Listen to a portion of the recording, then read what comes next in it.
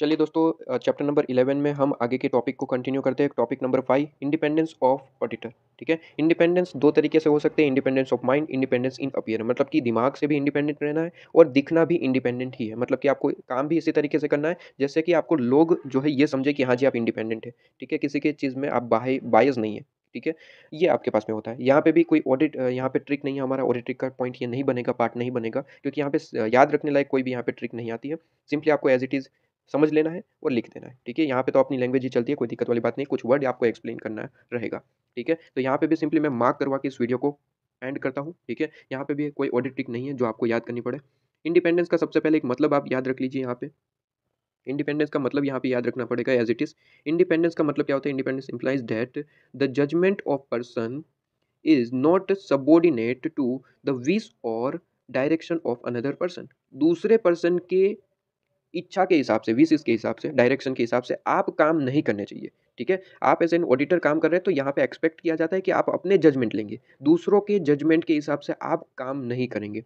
ठीक है, इंडिपेंडेंट होना जरूरी है, ये आपका इंडिपेंडेंट का मतलब होता है। ठीक है, अब इंडिपेंडेंट की जब बात होती है ना, तो यहाँ पे दो पर्सपेक्टिव यहाँ पे एक्सप्लेन किए जाते हैं और दोनों इंटर लिंक्ड है। मतलब कि पर्सन के पास में ये दोनों चीजें एक्सपेक्ट की जाती है, प्रोफेशनल पर्सन के पास में दोनों चीजें, independence of mind as well as independence in appearance. ठीक है, माइंड से भी इंडिपेंडेंट रहो और दिखो भी इंडिपेंडेंट। ठीक है, काम भी उसी तरीके से करो जो कि आप दिखे इंडिपेंडेंट।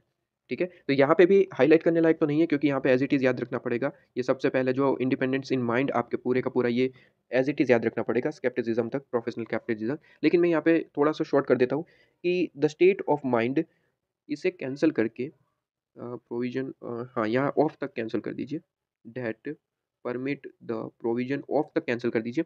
यहाँ पे सेंटेंस इस तरीके से रखिए, state of mind to provide लिख दीजिए, to provide an opinion without being affected by influence that compromise professional judgment, allowing an individual to act with integrity, exercise objectivity, exercise cancel कर दीजिए, सिर्फ और सिर्फ ऑब्जेक्टिविटी रखिए। ठीक है, to act with integrity and objectivity and professional capability.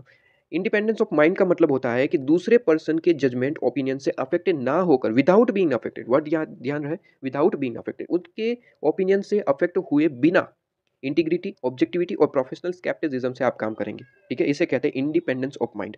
और independence in appearance का मतलब क्या होता है? इंडिपेंडेंस इन अपीयरेंस में मार्क कर लीजिए, मैं जो आपको मार्क करवा रहा हूँ। सेकंड पैराग्राफ पे आ जाइए, सेकंड पैराग्राफ में आप जो है ये सबसे पहला फर्स्ट सेंटेंस मार्क करेंगे। Independence of the auditor has not only to exist in fact but also appearance in so exist all the reasonable persons। ठीक है, कहते हैं ना कि सिर्फ और सिर्फ माइंड से इंडिपेंडेंट होना जरूरी नहीं है, लोगों को दिखना भी चाहिए कि हाँ आप इंडिपेंडेंट है।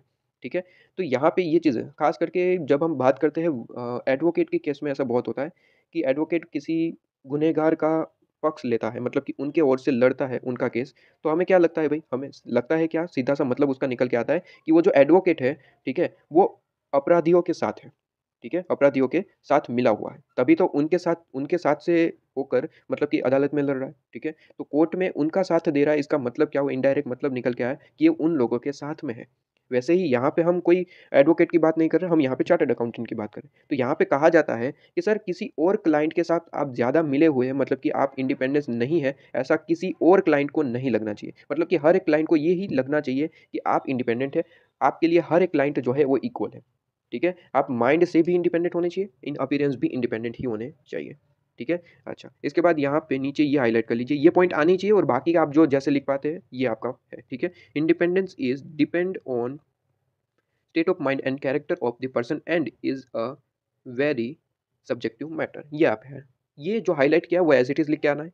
बाकी जो आपने रेगुलर लेक्चर से जो भी समझा है और इसे एक बार रीड करके जो भी समझ पा रहे हैं वो आप एग्जाम में लिख के आ सकते हैं। जो हाईलाइटेड है वो एज इट इज लिखना पड़ेगा। ठीक है, यहाँ पे भी इंडिपेंडेंस ऑफ माइंड में पूरे का पूरा हाईलाइटेड पॉइंट है। ठीक है, पूरे का पूरा यहाँ तक प्रोफेशनल कैप्टिज्म तक, ये पूरे का पूरा आपको एज इट इज लिखना पड़ेगा, इसका कोई यहाँ पे तोड़ नहीं है। ठीक है, तो ये फिफ्थ पॉइंट तो ये सिंपली मुझे मार्क करवाना था, जो मैंने आपको करवा दिया, ये कंप्लीट हो जाता है। इसके बाद सिक्स्थ पॉइंट, हाँ जी इसमें मुझे की प्रोवाइड करनी है, आ जाइए सिक्स्थ पॉइंट पे।